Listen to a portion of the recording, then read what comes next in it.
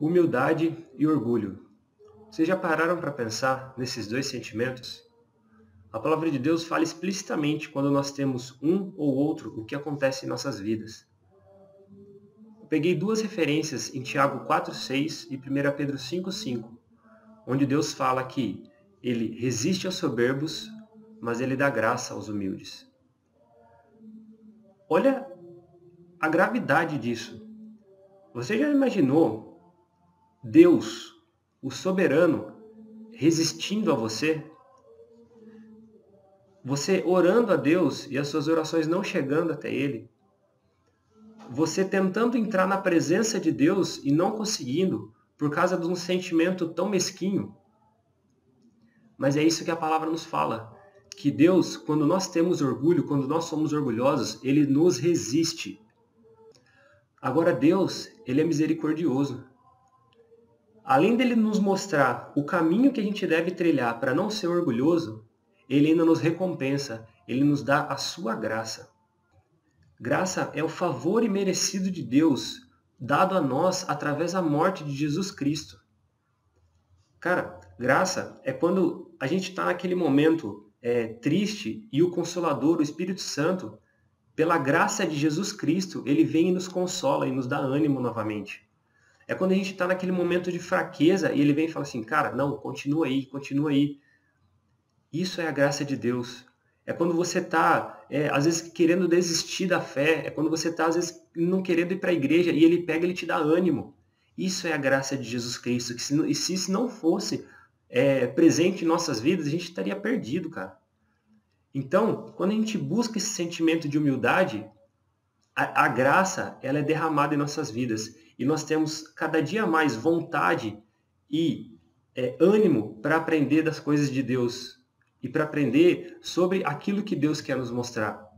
Agora, assim, para que fique bem claro, eu não estou fazendo isso porque eu sou uma pessoa humilde, mas pelo contrário, o orgulho ele habita no meu coração. Mas eu estou tentando melhorar através da palavra de Deus. E eu quero compartilhar aqui com vocês o que Deus tem me mostrado e o que eu tenho passado para que esse sentimento, a humildade, seja uma verdade na minha vida e que o orgulho a cada dia mais desapareça da minha vida. Primeiro de tudo, eu acho que a gente precisa de entender os perigos do orgulho. O que o orgulho pode trazer de malefício para as nossas vidas, a não ser aquilo que já seria a principal, né? A não ser aquilo que Deus falou, que Ele nos resiste. Mas também há coisas na nossa vida secular. O orgulho nos atrapalha muito. Como o sentimento de orgulho, ele parece... ele tem uma maneira muito fácil de esconder toda a lógica e toda a sabedoria humana. Aonde o orgulho, ele age na sua vida. Porque, na verdade, todos nós temos orgulho. A gente só tem que descobrir aonde que ele está nos afetando. Aonde que esse sentimento está fazendo mais mal para conosco. Para que a gente possa trabalhar através da luz da palavra, eliminar ele da nossa vida. Todos temos orgulho. Alguns de intensidade e de maneira diferente, mas todos temos. Só que todos eles são sanados através da luz da palavra de Deus. Charles Mahoney, ele escreveu um livro que chama Humildade, a Verdadeira Grandeza. E ele define o orgulho como sendo o seguinte: orgulho é quando seres humanos pecadores desejam o prestígio e a posição de Deus e se recusam a reconhecer sua dependência dele. Cara, isso para mim é muito verdade. A gente não ia conseguir nem levantar da cama, nem ter forças para ir trabalhar, para fazer nada, se não fosse a grandeza de Deus ou a graça de Deus presente em nossas vidas. Se não fosse Ele nos dar o fôlego de vida, a força para trabalhar, a força para caminhar, a gente não conseguiria fazer nada, cara. Nós somos totalmente dependentes de Deus. Então, isso é uma coisa que eu tenho aprendido. Em todos os momentos, agradecer a Deus pelo que Ele tem feito por mim. Quando você levantar, agradeça a Ele, pois Ele te deu uma noite de sono boa. Quando você ir trabalhar, agradeça a Ele pelo emprego que Ele te deu. Quando você voltar do trabalho, a mesma coisa. Quando você for dormir, sempre tenha em mente que a grandeza de Deus é uma realidade na sua vida e por isso você consegue fazer tudo que você consegue. Que se não fosse por Ele, você não conseguiria fazer nada. Isso é uma maneira da gente treinar a nossa humildade para com uma única pessoa que merece toda a glória e toda a honra, que é Deus. Agora, vou contar uma coisa para vocês que talvez quase ninguém repara quando lê, né? Vocês sabiam que os discípulos de Jesus, eles eram orgulhosos? E não era pouco não, cara. Olha aqui o que fala em Marcos 9, 33 ao 34. E chegou a Cafarnaum e, entrando em casa, perguntou-lhes: Que estáveis vós discutindo pelo caminho? Mas eles calaram-se, porque pelo caminho tinham discutido entre si qual era o melhor. Mas, cara, Jesus, ele tem muita sabedoria, ele tem muita paciência. Ele chama todo mundo e fala o seguinte: E ele, assentando-se, chamou os 12 e disse-lhes: Se alguém quiser ser o primeiro, será o derradeiro de todos e servo de todos.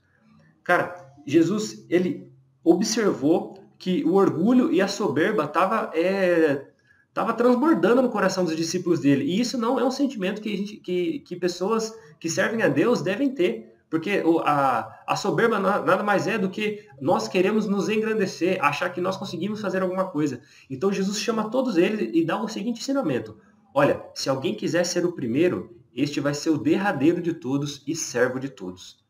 Mas aí, um capítulo depois, a gente vê o que acontece em Marcos 10, do 35 ao 37.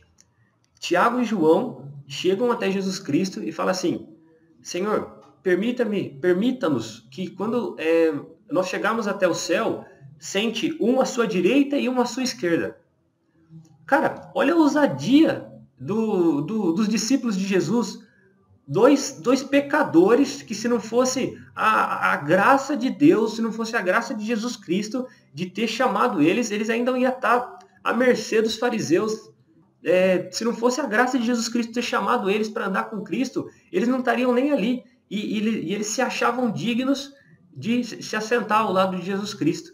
Mas aí, olha a sabedoria de Jesus Cristo para falar com eles. Em Marcos 10, 42 até o 43. Mas Jesus, chamando-os a si, disse-lhes: Sabeis que os que o julgam ser príncipes dos gentios, deles se assenhoriam, e os seus grandes usam de autoridade sobre eles. Mas entre vós não será assim. Antes, qualquer que entre vós quiser ser grande, seja vosso serviçal, e qualquer dentre vós quiser ser o primeiro, seja servo de todos. Aí que vem a melhor parte. Porque o Filho do Homem também não veio para ser servido, mas para servir e dar a vida em resgate de muitos. Cara, Jesus discipula os discípulos dele de uma forma tão linda, tão paciente, falando que ele mesmo, naquela forma de homem, não veio, Jesus Cristo não veio para ser servido, mas ele veio para servir. Então, como que nós, pecadores muito piores do que Jesus Cristo, queremos ser servidos? O nosso papel aqui é servir. Mas para servir, a gente tem que, primeiramente, reconhecer que o orgulho não tem que fazer parte da nossa vida e que nós somos servos das outras pessoas. Se o nosso Jesus veio para servir, o que a gente está pensando? Cara, a gente não procura ler a palavra de Deus, a gente não procura pregar o evangelho, a gente não procura fazer o bem para as pessoas, a gente só faz o mal. O que a gente está pensando? Indo à igreja aos sábados, aos domingos ou todos os dias, isso não é servir a Deus, isso nós estamos sendo servidos. O nosso papel não é somente ir à igreja, nós temos que ser servos. E servos servem as outras pessoas, servem com uma palavra de amor, servem com uma palavra de consolo, servem principalmente com o evangelho. Nós somos chamados para pregar o evangelho. Ide a todas as nações e pregai o evangelho. É isso que Jesus nos fala. Mas a gente não está fazendo o nosso papel de ser servos. Cara, como a gente é orgulhoso. Mas como eu citei ali acima, através da palavra nós podemos ser transformados. E Tiago e João, eles foram transformados. A gente vê aqui, logo no começo de Atos, que Tiago foi o primeiro apóstolo de Jesus Cristo que foi perseguido e que foi maltratado por amor da igreja. Em Atos 12, o versículo 1 e versículo 2. De igual maneira, João também foi transformado. Quando ele escreveu as epístolas dele, olha o que ele fala. Em 1 João 3,16. Conhecemos o amor nisto, que ele deu a sua vida por nós, e nós devemos dar a vida pelos irmãos. Então, a gente vê que houve uma transformação em Tiago e em João. Mas o que aconteceu entre Marcos 10 e Atos 12, ou até as epístolas de João serem escritas? O acontecimento maior que houve foi que Jesus Cristo morreu por nós. Jesus Cristo morreu pelos nossos pecados. Através da cruz de Jesus Cristo, nós obtemos graça. E através da graça, nós obtemos conhecimento e transformação. Tiago e João foram transformados após a morte de Jesus Cristo. E com isso, eles entenderam que eles precisam de ter a humildade. E como João falou aqui, ele deu a sua vida por nós. E nós devemos dar a vida pelos nossos irmãos. Então, esse João, ele já não estava mais querendo, talvez, sentar à direita de Deus, mas ele estava querendo ser um servo fiel, querendo, se preciso, dar a vida pelas outras pessoas. Assim como aconteceu com Tiago e João, tem que acontecer em nossas vidas. Quando nós aceitamos a Jesus como nosso único e suficiente Salvador, a transformação tem que acontecer na nossa vida. Não que nós aceitemos a Jesus num dia e no outro dia a gente já tem que ser um Tiago ou tem que ser um João. Não. Mas a mudança, ela tem que ser constante e gradativa nas nossas vidas, para que cada dia mais a gente cresça na graça e no conhecimento de Deus, que nós prossigamos em conhecer a verdade, como diz em Oséias 6,3. Nós nunca podemos parar de crescer no conhecimento de Deus e na graça de Deus. Ou seja, nós nunca podemos retroceder. E nem se manter constante. Constante no que eu digo, na mesmice. A gente nunca pode achar que nós sabemos tudo e não querer mais conhecer mais de Deus.